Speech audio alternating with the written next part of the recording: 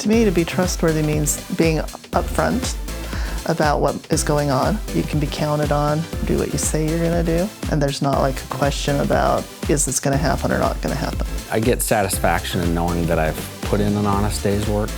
It brings me joy to know that I've done all that I can. There's lots of opportunities where people could be dishonest in life. You make the choice to be honest. You make the choice to do the right thing. The customers call us because they have confidence that we're going to take care of whatever is going on. Sometimes there are interesting issues that happen, like people will have a question about the directions on a pattern that they got from us. I haven't made every project. I didn't create every pattern. I can't answer all the questions with that, but I know I have coworkers here who possibly can help. So it's nice to be able to feel like we can count on others, and that's unique to Girlfriends.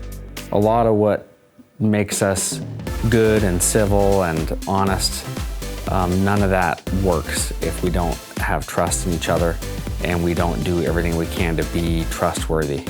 The company's core values, a lot of it, I think a lot of them stand on honesty and trustworthiness.